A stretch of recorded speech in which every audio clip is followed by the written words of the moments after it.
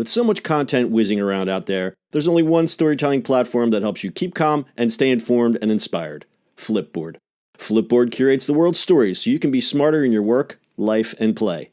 Choose from thousands of topics to personalize Flipboard and get the latest stories from the best publishers and experts delivered to you 24/7. When you see stories you want to save or share, tap the plus button to add them to private or public collections. It's that simple. Used by millions of people every day, Flipboard is how people move themselves and the world forward. Get started now at flipboard.com. It's the E-commerce Minute, your daily dose of e-commerce, tech, and retail news with your hosts Bart Mraz and John Suter. The E-commerce Minute is a production of Sumo Heavy, a digital commerce consulting firm in Brooklyn, New York, and Philadelphia. Find us on the web at sumoheavy.com. The E-commerce Minute, episode 316. In today's episode, FedEx Ground now running 6 days a week. Yay.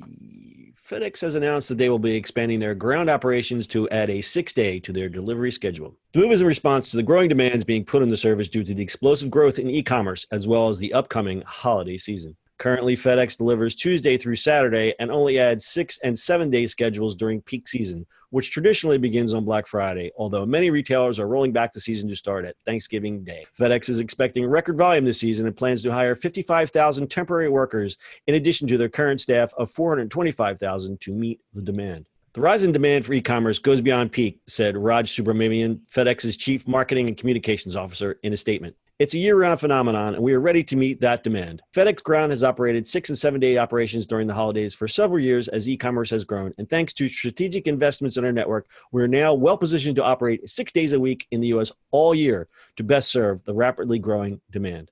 FedEx has seen service demand explode over the last decade. 10 years ago, the record volume day was 12 million shipments. Today, FedEx handles more than 14 million shipments on an average day. How about that? Well, how about that? I mean, they have to do it. UPS will probably not do it because their corporate structures are different, unfortunately. So FedEx Ground, if you didn't know this, and I think it's still like this, is actually you can be a freelancer or a franchise. Really? Yeah. So Ground, I believe it's still like that. Don't quote me on that. I have to look it up again. But I remember it used to be that the Ground side, you can actually become a franchisee of it. I did not know that. Whereas UPS is fully union-based. Right. I talk to my UPS driver all the time. He tells me all kinds of stories. So this is kind of interesting. They kind of have to do it. I think the only person that does Sundays, I think, is good old USPS and Amazon. Amazon's actually doing its thing too, which we talked about. We did a story recently about Amazon starting their own delivery service. And of course, you got the innocuous, no, we're not going to compete. But from what I hear, they're buying like thousands of trucks now to start their own fleet because I guess they don't want to wait until FedEx and UPS says, OMG, can't deliver your packages. They're going to be there and they're going to say, never mind, we got this. They're going to come. Right. They're doing, obviously, for cost. They're doing for delivery. They want those packages to be there in those 2 days. Like, they're doing all those things, which is fantastic. And I think you and I have talked about this where we've ordered something from Amazon and we're pretty sure Amazon is delivering it because you get updates on where the package is, where the truck is, where, if it's delivered. Then you get a picture of when it's being delivered. And then you get a text message, hey, it's coming today. And then it's delivered today. We just had this conversation off air, but it's funny. It's like, ding, your coffee is going to be delivered today. Ding, the truck is around the corner. No, you're right. That was my favorite one on Sunday. It was, the truck is 3 deliveries away from you.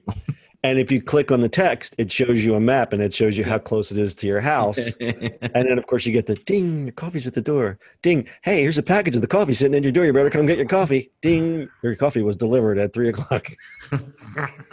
I hope you wanted that coffee. And then you go check your email. It's like, your package was delivered. I'm like, I know.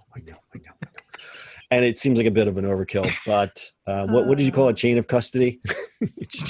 Yes.